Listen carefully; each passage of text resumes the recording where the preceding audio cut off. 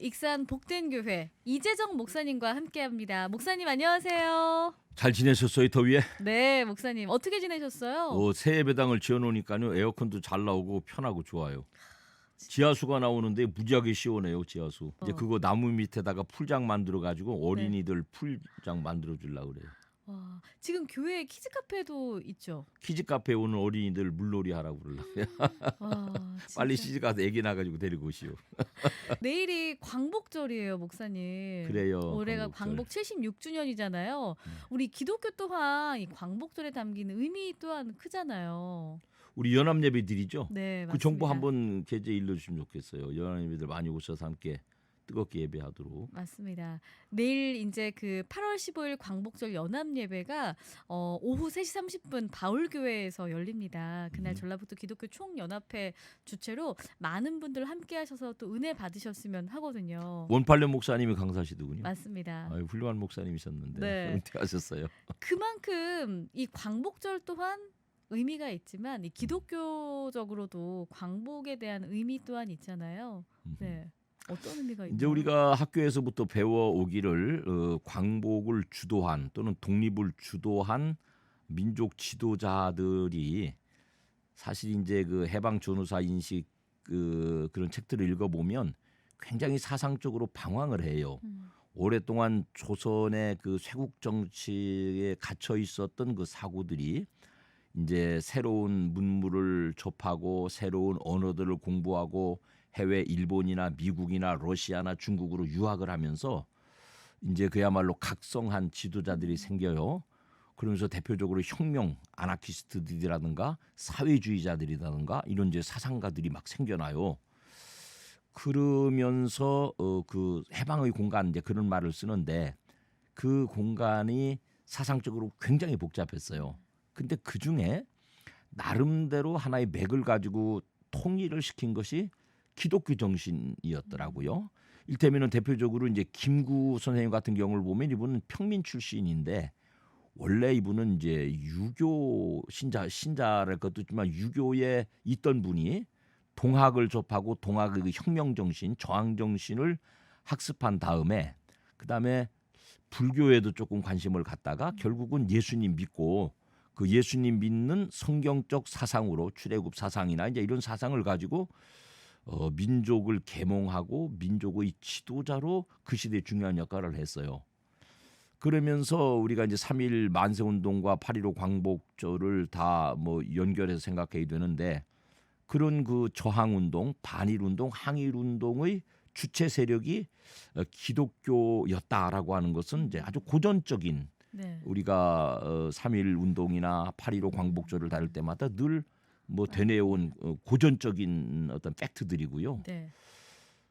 이 시대에 네. 정말 광복 혹은 독립, 특별히 이제 대일 관계에 있어서 이 시대에 우리가 무엇을 얻고 무엇을 잃고 있는가 차라리 좀 그런 점을 점검해 보는 거 좋다고 생각해요. 네, 진짜 말씀해 주셨던 내용들 뭐 우리가 또 익히 알고 있는 내용들일 수도 있는데 그럼 우리가 진정한 광복 우리가 이 현실적으로 이 시대에 맞는 광복의 의미는 또 어떻게 해석하면 될까요? 그러게요. 이제 그냥 진솔하게 말씀드려 볼게요. 우선 네. 일본이 엊그제 올림픽 참 억지로 힘들게 끝냈어요. 이웃 나라에서 저렇게 어렵게 올림픽 치러내는 거 좀 도와주고 싶고 동정하고 좀 격려하고 지지하고 이렇게 해줘야 맞는데 일본 이번 올림픽 치르면서 적어도 32조 이상의 손해를 봤대요. 그러면은 같은 이웃 나라면은 어떻게 하면 좋지 이런 마음이 돼야 되는데 정말 미안한 표현으로요. 이놈의 자식들 잘 됐다 이런 마음 드는 거예요. 너무 정직해서 죄송한데 네. 그만큼 이제 일본 사람들에 대한 우리 그 감정이 좋지 못하죠. 그분들이 자신들의 역사적 과오를 지금도 돌이키지 않고 지금도 여전히 과거의 과오들을 다시 범할 수 있는 가능성이 너무 농후한 집단이기 때문에 그들을 향해서 우리가 늘 마음이 편치 않은데요. 나는 이 시대에 이 대한민국 사회가 자랑스러운 면 중에 하나는요. 일전에 미국, 일본 사람들이 우리 그 반도체, 핸드폰 뭐 이런 거 만드는데 아주 핵심 부품 대일 의존도가 90%에 이르는 뭐 그런 뭐 전문적인 용어를 제가 쓰기가 좀 부적절합니다만은 그런 핵심 소재들을 전면 갑자기 수출 중단하지 않았어요. 그때 우리 얼마나 나라적으로 불안했어요. 맞아요. 근데 우리 그 정치 지도자들과 그쪽의 전문가들이 정말 일치단결해서 첫째로는 국산화 성공, 그다음에 수입선의 다변화. 일본에서만 가져오던 거 그게 왜냐면은 일본의 기술도 기술이지만은 가져오는 거리가 짧으니까 효용성이 높은 거예요. 네. 그래서 대일 무역 의존도가 높았는데 그 핵심 소재들을 국산화 성공하고 그다음에 너희만 있냐? 여기도 있더라. 그래서 찾아내서 수입선 다변화해서 일본 사람들이 오히려 코가 납작해진 거 있죠.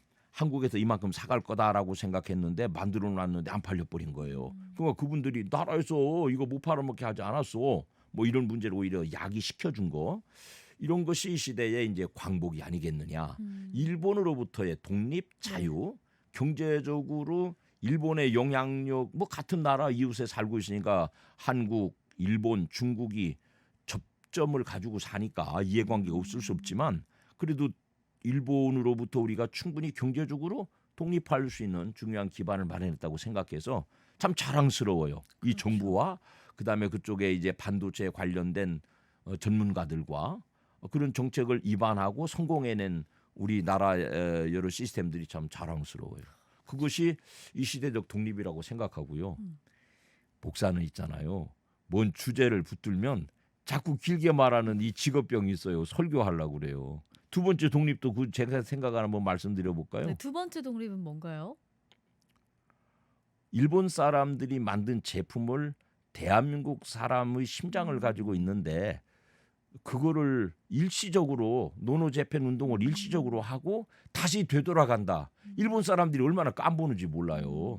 우리가 그거 노노재팬 운동할 때 걔네들이 뭐라 그러냐면 며칠 안 가 그랬는데 정말 그렇게 되면 안 돼요. 정말 그렇게 되면 안 돼요. 일본에서 만드는 것이어야만 되는 것들이 있죠. 왜냐하면은 지금은 이제 산업 구조가 이렇게 전문적으로 가잖아요. 네. 제가 우리 교회 예배당 짓고요.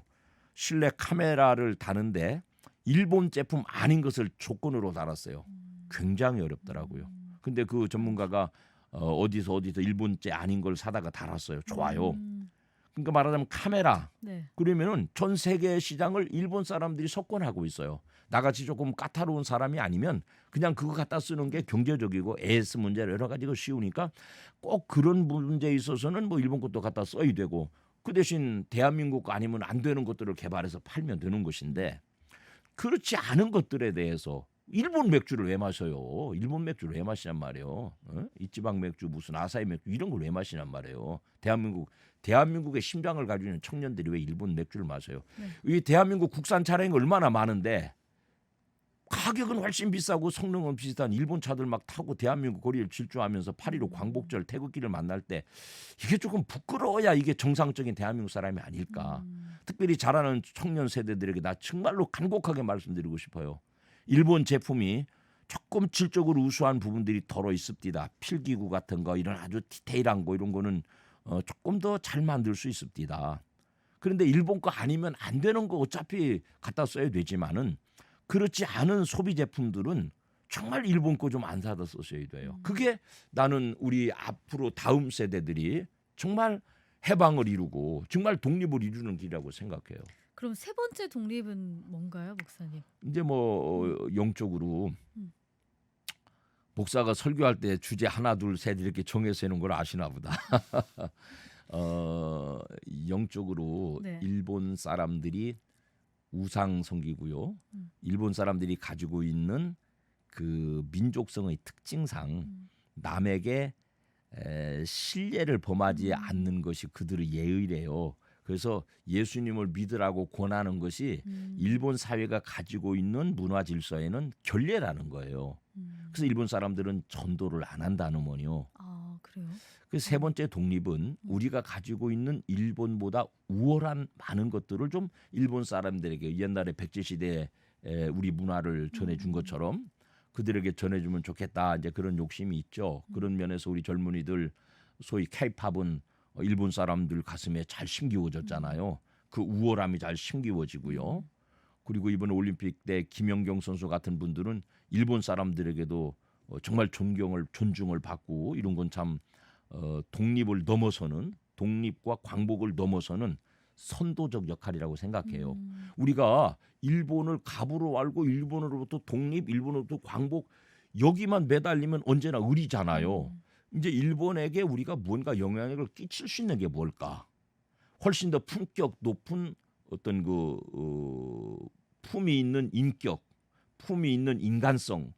일본 사람들은요, 그 겉으로 드러난 그 사무라이 문화로부터 비롯된 아이 소데스까네, 아이 소데스네 이런 그 친절한 모습 그 이면에 그분들이 가지고 있는 뭐 남의 민족을 나쁘게 말해서 안 되지만 우리처럼 사람에 대해서 정말 따뜻하고 정말 진정성을 가지고 사람들에게 다가가는 그런 민족성이 아니에요.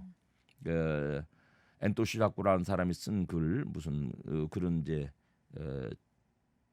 노벨 문학상 수상작인데 그분들의 저작이나 이런 걸 읽어보면 일본 사람들의 문화는요 굉장히 잔인하고요. 그 인간성의 풍요로움이 저는 없고요. 우리가 한반도에 사는 사람들이 가지고 있는 그 끈끈한 인간애 같은 게 없어요. 우리가 훨씬 그런데 우월하니까 그런 그 정서에서 만들어지는 드라마나 그런 문화들이 일본 사람들의 가슴을 따뜻하게 해주는 거죠. 그러니까 이제는 그들로부터 독립, 그들로부터 광복 이게 아니라 그들을 어떻게 우리가 더 선한 영향력을 끼칠 수 있을 것인가. 그런 면에서 우리가 가지고 있는 문화적 우월성을 일본 사람들에게 선한 의지를 가지고 전해주는 거. 우월하면 흘러가거든요. 케이팝 노래가 좋으니까 일본에 먹혀들잖아요.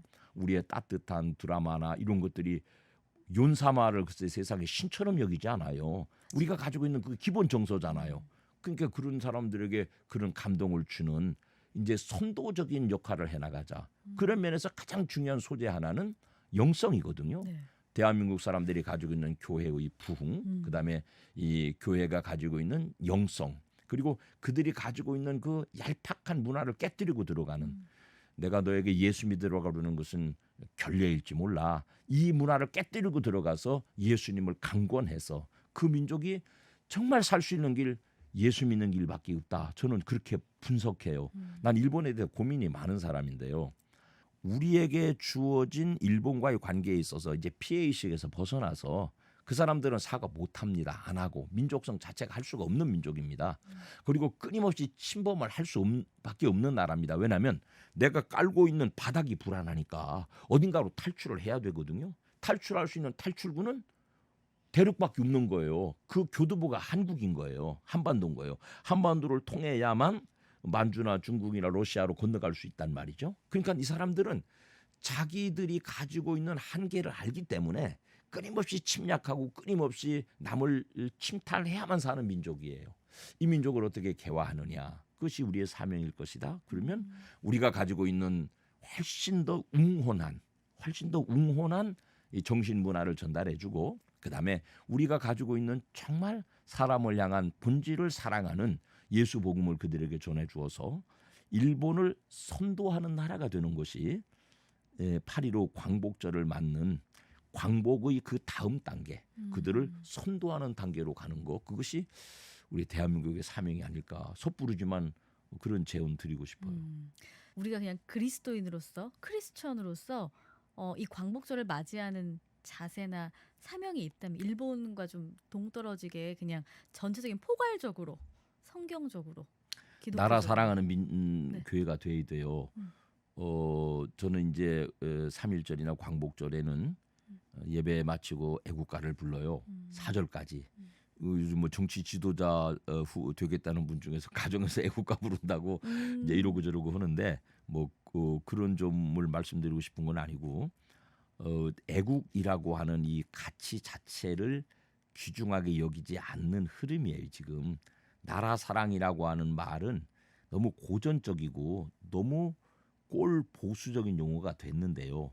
나라 없으면 청년도 있을 수 없고요. 나라 없으면 직장도 있을 수 없고요.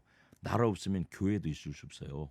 그러니까 나라의 건강함을 위해서 정말 일치 단결되는 이건 조금 구시대적 발상인데요. 총화 단결 이런 말 썼거든요. 우리가 잘할 때는 정치가들도 그렇고요. 어떤 주어진 이슈 앞에 특별히 교회도요. 어떤 주어진 이슈 앞에 정말 국익이 무엇일까? 이 대한민국이 어떻게 해야 정말 더 복음 위에 바르게 서는 나라가 될까에 대해서 진지하게 고민해야 된다고 생각하고요.